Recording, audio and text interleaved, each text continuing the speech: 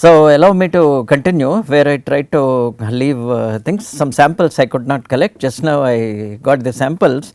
Please have a look at this, which are taken from the famous Pentium cooler.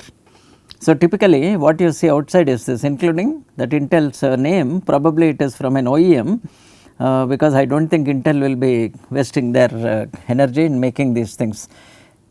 What is however very important is that the whole module has been made like this. Right now I can't see inside whether it is actually a copper core or anything, the whole thing has been welded, soldered and welded inside. So, they cannot see anything. However, if we do break it open, chances are it has a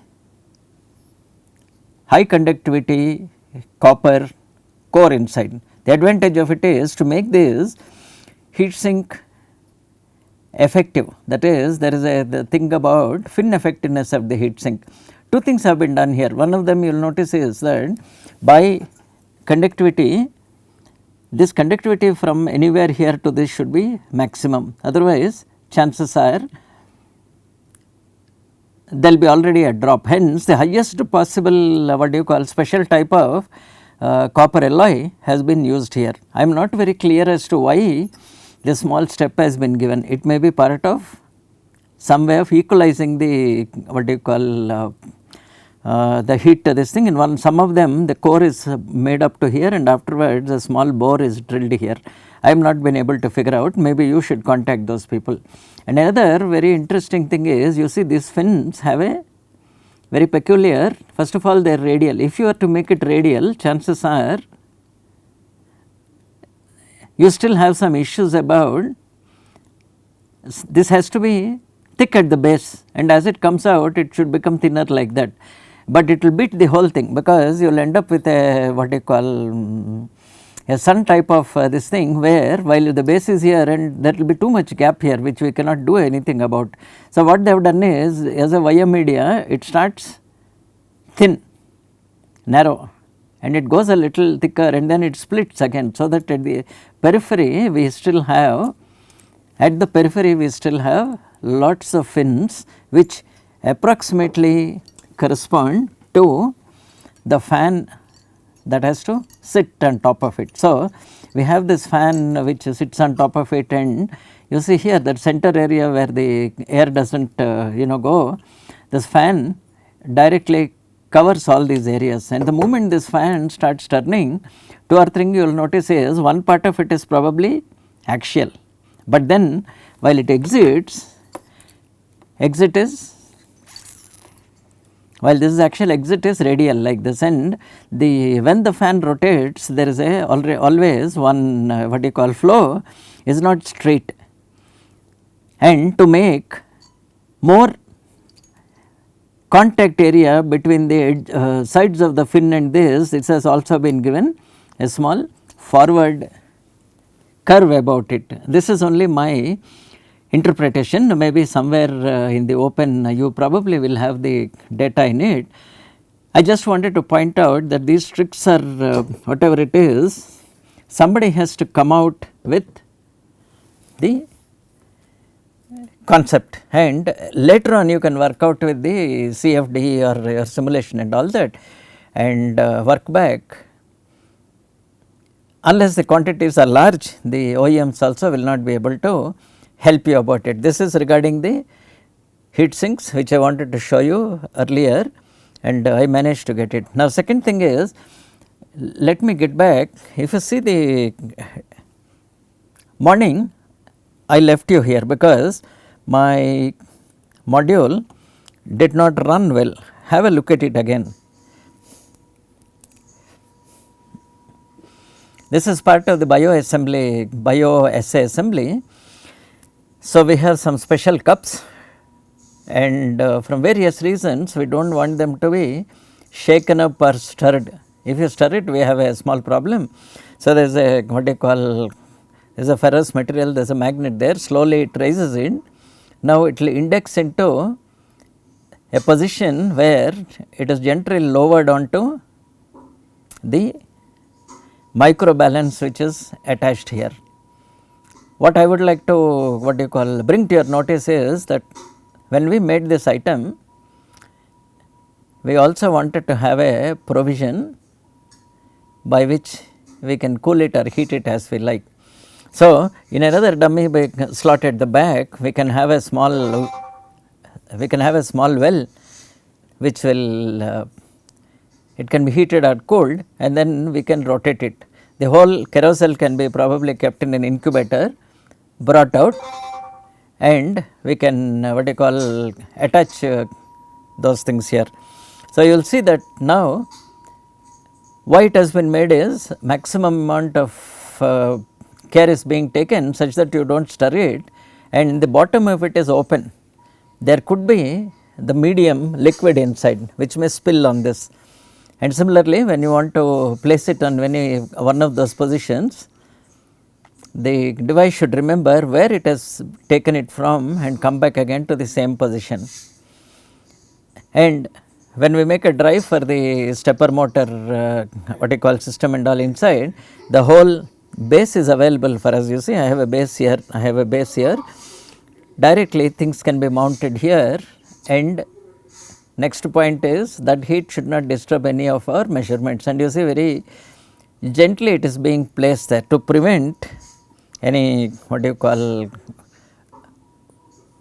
wrong this thing about the balance, because this balance has a 3-digit precision.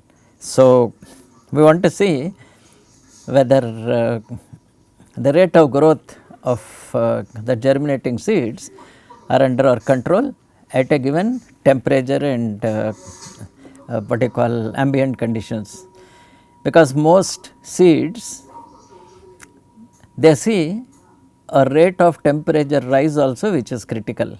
Lot of the root activity and the germination activity is just at the surface. So, these are all, I have no clue about what it is.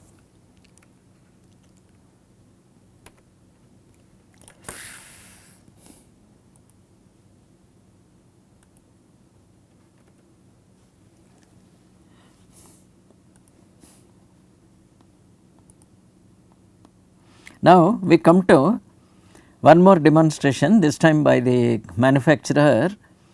He will explain to you, have a look at it, a simple demonstration box.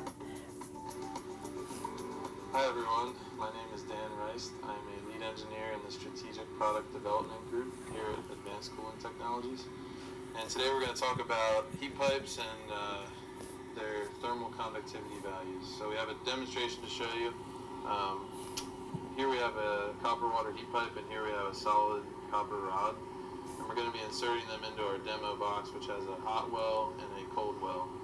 And we're going to be looking at the difference in thermal conductivity between a copper rod and a copper water heat pipe. So the first thing I'm going to show you is we put the copper rod into the heated well. We're actually going to be able to see the temperature change as the heat conducts up the rod, because there's a color changing paint on the outside of the surface of that rod. So it's a little difficult to see here, but the paint is turning from green to yellow slowly, and so what we're actually witnessing is the heat conduct up that rod. So I'm going to let it progress a little further just so you can get a feel for the rate that it moves. Copper has a thermal conductivity of about 380 watts per meter Kelvin, so it's a good conductor as far as solid materials go. But in a minute here you'll see how much better the heat pipe is. So okay, so you can see the color change, and it's slowly making its way up. In another couple minutes it'll turn. See that rod which is being inserted, the red one is a hot well, meaning at the bottom he probably has some oil or some other liquid. That other blue one is a cold well, and then the test specimens have been coated with a color changing paint. Usually most LCD materials they will have exhibit that properties.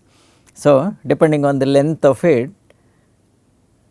and depending on the rate of heating, the color changes continuously.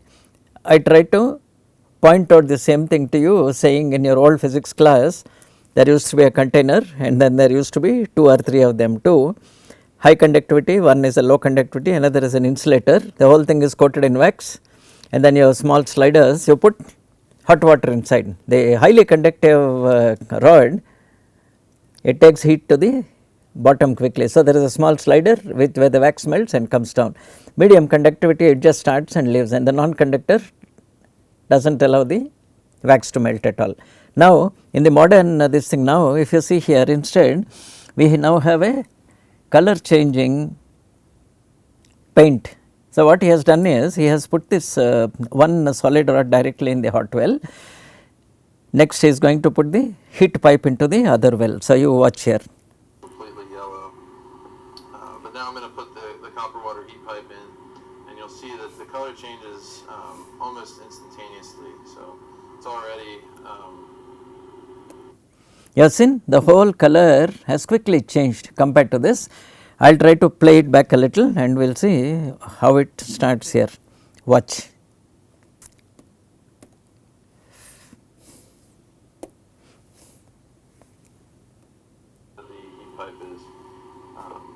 Okay, so you can see the color change and it's slowly making its way up. In another couple minutes it'll turn completely yellow. But now I'm going to put the copper water heat pipe in, and you'll see that the color changes almost instantaneously. So it's already essentially the same temperature at the top as at the bottom of the heater block. And so that really demonstrates that high effective thermal conductivity that you get when you use a heat pipe for cooling electronics or other devices. So at the same time we can move from the hot well and insert it into the cold well, and you're going to see that temperature very quickly go to the cold temperature and return back to green. If we do the same thing with our solid copper rod, that process takes 1 to 2 minutes. So this is just kind of a really practical example of the difference in effective thermal conductivity between a heat pipe, which is a thermal superconductor, and even your best solid metal conducting materials like solid copper. So that's all for now. Thanks. Well, I expect that it is about as clear as possible. Now, while that is from a commercial source, I want you to watch. We have nearer at home. The flow through the tube would be in the low Reynolds number zone. Secondly, if you think of the This is a full 1 hour lecture by Professor Dasgupta. provide additional I suggest you, what do you call, you take time and read it on your own. equipment, this is the region which is not participating in heat transfer. So problem where access is heat source near this higher temperature pipes and so on. The first thing that one should concentrate is it's very low thermal conductivity, very high. So towards the intermolecular force gradients, micro heat pipe only. Where you would let the liquid let the liquid undergo a change in the radius of curvature. The diameters are between 10 to 500 micron and the length could be a few centimeters. And the flow inside the heat pipe is caused by a change in the radius of curvature. In fact, a change in pressure caused either by a change in curvature or by an intermolecular. Okay, I couldn't write properly, but these two are connected. One has to, even the vapor is going to start to return, likely one would encounter, but we have a one, because the temperature of the liquid many gradients to drive and which are slowly coming. See, the most important thing you need to notice is, this is a wickless non-circular channel. There is no wick, and because of the various very narrow sizes, the change in pressure due to changes in capillary and intermolecular force field along length of the heat pipe seems to aid in the flow. I have not found it anywhere else, and I am very much obliged to this lecture, module 11, lecture 11 on micro heat pipes. I suggest you go through it, because this takes 1 full hour for you, and tremendous amount of analysis and how the forces change, all that has been given. You have seen that, no? There is something about the meniscus surface tension, wettability, solid liquid interactions govern the behavior of the various interfaces, liquid vapor interface. The fluid flow in the evaporating meniscus results from a change in the meniscus profile. This is where probably the new, what do you call, nanoscience has come about. So, while I belong to the old school, I am not yet here. So, it is for you to, I suggest no, please follow it. I am not an, what do you call, this is at one point how the liquid looks, and other point how it, this thing, how the transition takes place along the length.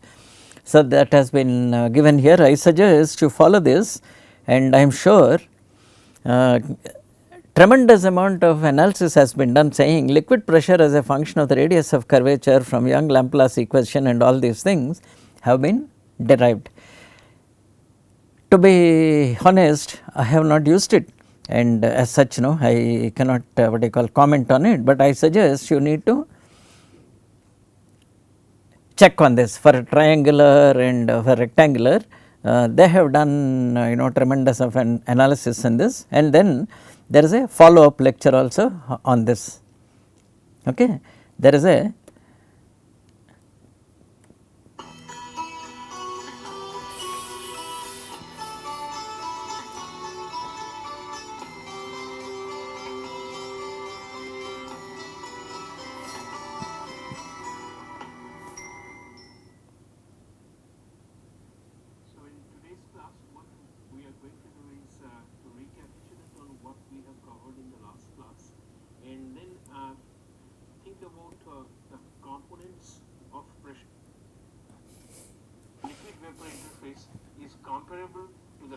okay. You please read the whole thing.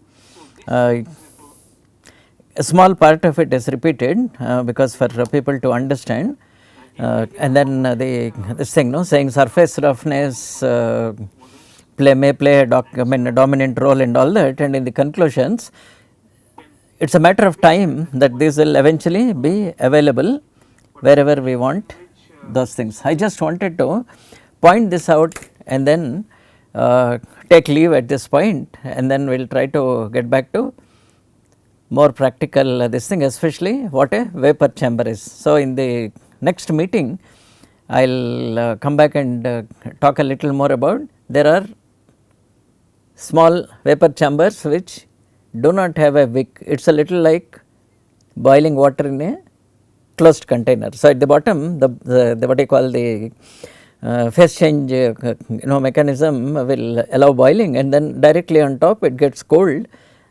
and along the lines or inside the thing itself by forming the moisture condenses and continuously things take place. So, that is typically a simple vapor chamber. You have a small what I call small container filled with a liquid, and then continuously things change in it, and again a little bit of theory, a little bit of experiment, and finally you have commercial devices available which are directly fixed between the chip surface and between the heat sink, because we need a very big what you call very low degrees centigrade per watt.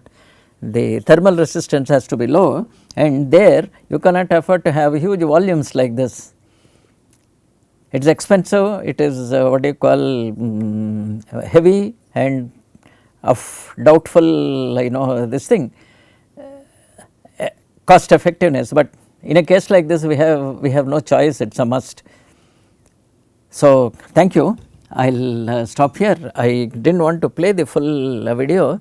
I kindly go to the back to the NPTEL channel, look for this micro heat pipes from IIT Kharagpur, and beautiful treatment has been done here.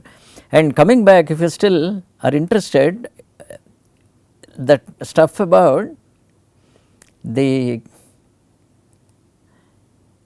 myths about heat pipes are also given here. I will just search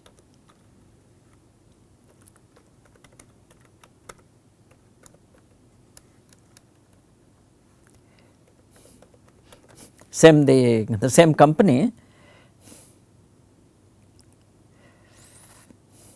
talks about same this Thermalloy Avid. What I have spoken or what is taken from their main website, this lady will explain, you have a look at it, mostly saying how this is as good as the other. Has decades of experience with designing and manufacturing heat pipes and heat pipe assemblies. Heat pipes are the best way to transfer heat, spread heat, or increase heat sink bit efficiency. Here is a custom Avid heat pipe assembly. This assembly can dissipate up to 150 watts. Heat pipe assemblies have 3 zones that contribute to their heat transferability. The first zone of the heat pipe, the evaporator, is where the heat absorbed from the device evaporates local liquid into a vapor. This vapor travels through the second area, the adiabatic cavity of the heat pipe, into the third zone, the condenser, which is the cooler region of the heat pipe. Here the vapor cools and condenses back into a liquid. Through capillary action, the liquid then returns to the evaporator region of the pipe, and then the cycle repeats. Because of the latent heat of vaporization, water can absorb and carry more energy or heat during phase change from liquid to vapor. This makes it so much more conductive than the metals typically used for heat sinks. Unfortunately, although heat pipes have been used since the 1960s, they are a commonly misunderstood technology, replacing heavier and more expensive, almost double the size of this one here. Myth: heat pipes are heavy. Truth: although most you would need a new adding heat pipes can drastically reduce the and replacing heavier and more expensive materials. For example, replacing a copper base. Here's a solution from earlier that could dissipate up to this one here. Myth: heat pipes are heavy. Truth: although most often made of copper, they are hollow. You can actually decrease the weight of your solution by improving thermals in a variety of ways. Myth: if they break, they will get liquid on my electronics. Truth: heat pipes are one of the most reliable two-phase liquid cooling solutions, and rarely if ever break. If one did, the minuscule amount of liquid So that is a pipe cutter, the tube cutter, she is trying to make a dent and open the heat pipe. here, I'm going to open up the heat pipe and we're going to drip out some of the liquid that we find inside. This is going to take a few moments, so bear with me. Looking at all the pictures we have seen so far, you see already it is split in two and then there is a beaker ready. So what happened to the liquid? We do not see any liquid anywhere, nothing, no liquid. So all the liquid is already in the, Nothing's dripping out. it is directly absorbed in the wick. So you are not likely to have any liquid leaking. Myth: heat pipes only work with the evaporator and condenser on the ends. Truth: heat pipes work along the entire length of the heat pipe. Heat pipes will consistently move wherever it is hot to where it is cooler. Because of this, they are often used for spreading heat and not just transferring it. Here are examples of heat pipes being used as spreaders in the base. And here are solutions where the evaporator is in the middle. Myth: heat pipes cannot be used in freezing conditions. Truth: this is false in 2 ways. How a heat pipe operates in given ambient conditions is dependent on materials. Most commercial applications use copper and water. Other materials and fluids can be utilized depending on highly specialized requirements, allowing heat pipes to work in even the most rugged conditions. Secondly, even with copper and water, the solution can be designed to mitigate environmental conditions, such as starting in a cold environment. I hope you found this video informative. If you have more questions on heat pipes and their applications, contact Avid. You can also order one of our heat pipe kits. Heat pipe kits are tools to enable our customers to explore, test, and build with heat pipes in their own labs and experience prototyping your own heat pipe cooling solutions. So